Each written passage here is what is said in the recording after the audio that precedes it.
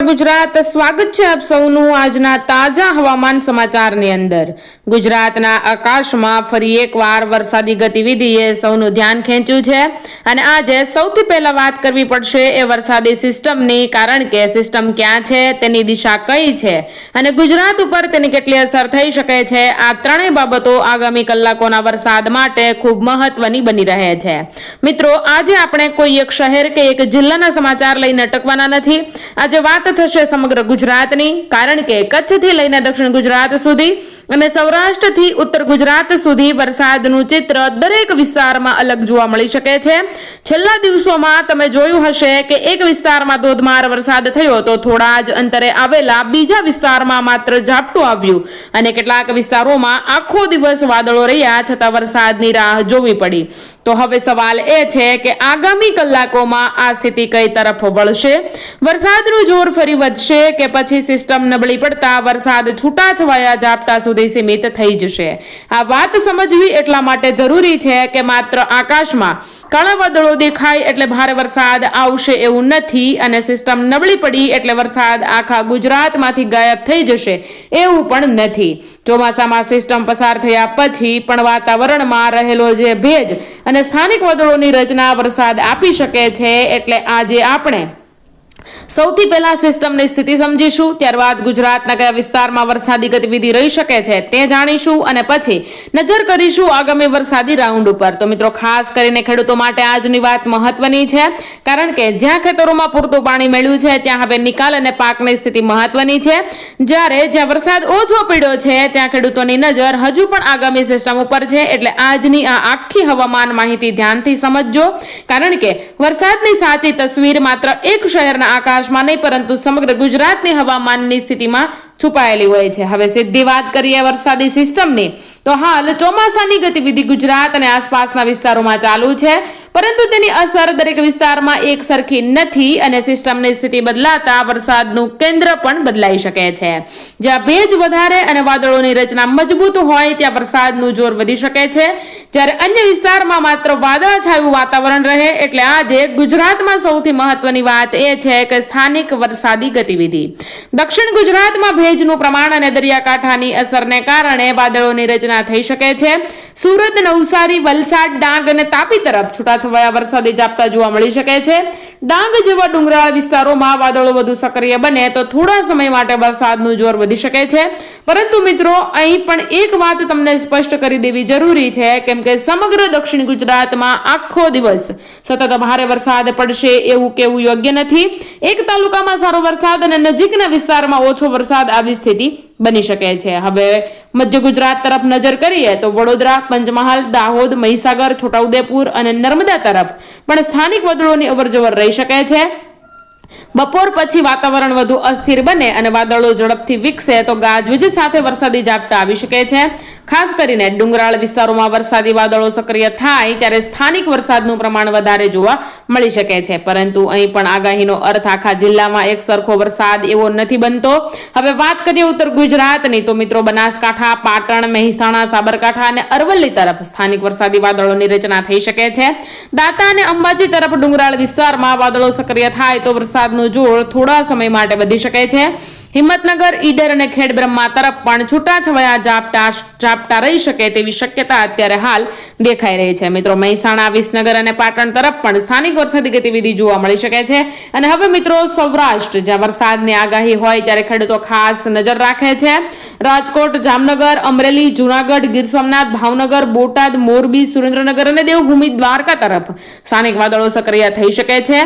અમરેલી અને જુનાગઢ તરફ કેટલાક વિસ્તારોમાં વરસાદી ઝાપટા આવી શકે છે। ગીર સોમનાથ તરફ પણ ભેજવાળા પવનના કારણે વાદળોની અવરજવર રહી શકે છે। જામનગર અને દ્વારકા તરફ દરિયાકાંઠાની અસરથી વરસાદી વાતાવરણ બની શકે છે। રાજકોટ તરફ પણ સ્થાનિક વાદળો સક્રિય થાય તો ઝાપટા જોવા મળી શકે છે, પરંતુ મિત્રો, અહીં એક વાત ખૂબ ધ્યાનથી સાંભળજો, કેમ કે સૌરાષ્ટ્રના એક જિલ્લામાં ભારે વરસાદ પડે એટલે આખા સૌરાષ્ટ્રમાં વરસાદ પડે એવું માનવું નહીં, કેમ કે ચોમાસામાં સ્થાનિક વાદળો ખૂબ ઝડપથી બનતા અને નબળા પડતા હોય છે। એટલે ગામ પ્રમાણે પણ વરસાદનું પ્રમાણ બદલાઈ શકે શકે છે. હવે વાત કરીએ કચ્છની, તો મિત્રો કચ્છમાં ભુજ, ગાંધીધામ, અંજાર, મુન્દ્રા, માંડવી અને નખત્રાણા તરફ વાદળોની અવરજવર રહી શકે છે. કચ્છમાં વરસાદનું વિતરણ ઘણીવાર ખૂબ જ સ્થાનિક રહે છે, એટલે ક્યાંક ઝાપટું પડી શકે અને થોડા અંતરે વરસાદ ન પણ પડે. કચ્છ માટે આગામી નવી સિસ્ટમની દિશા ખૂબ મહત્વની રહેતી હોય છે. અને મિત્રો હવે આવે છે આજના સમાચારનો સૌથી મહત્વનો સવાલ કે આગળ શું થશે.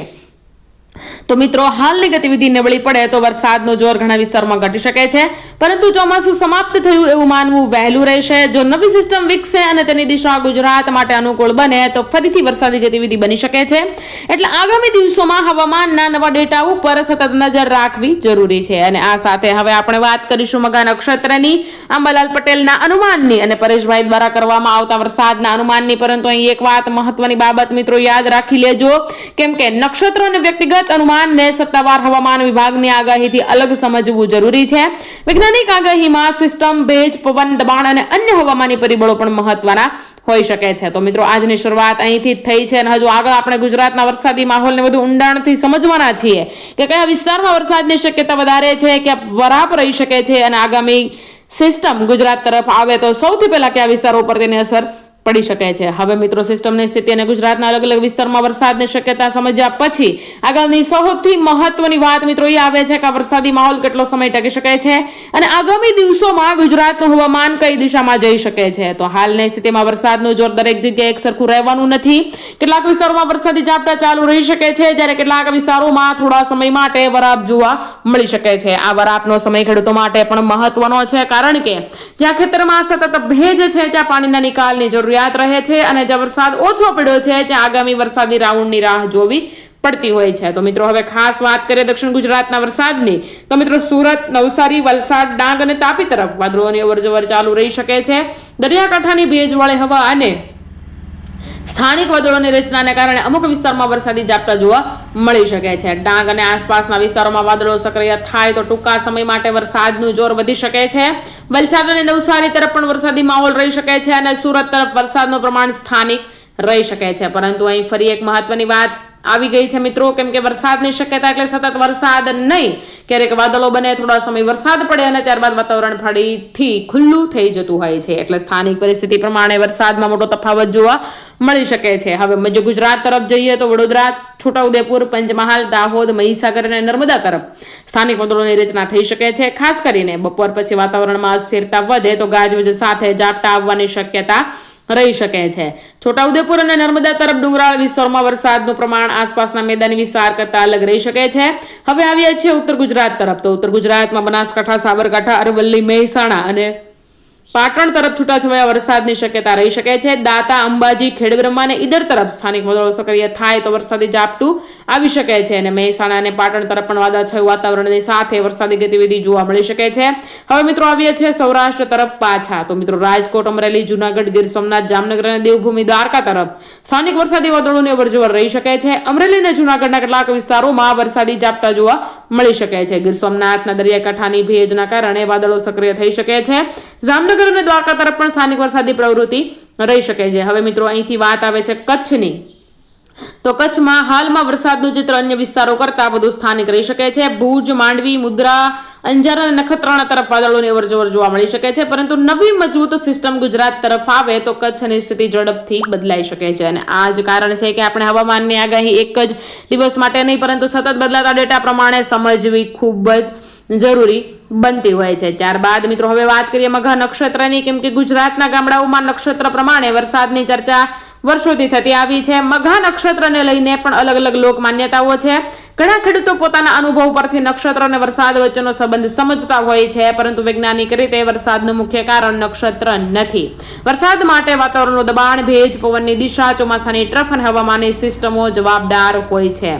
એટલા માટે મિત્રો હવે તમને જણાવી દઉં તો આજના હવામાન સમાચારનો સાર મિત્રો એટલો જ છે કે ગુજરાતમાં ચોમાસું સક્રિય છે, પરંતુ વરસાદનું વિતરણ સ્થાનિક છે. આગામી દિવસોમાં નવી સિસ્ટમ અથવા હવામાનની પરિસ્થિતિમાં ફેરફાર થશે તો વરસાદી ચિત્ર પણ બદલાઈ શકે છે. તમારા ગામમાં જે વરસાદ પડ્યો હોય તો કમેન્ટમાં ગામનું નામ, તાલુકો અને જિલ્લો લખજો. તમારા વિસ્તારમાં વરસાદ કેટલો પડ્યો અને હાલ વાતાવરણ કેવું છે એ પણ જણાવજો.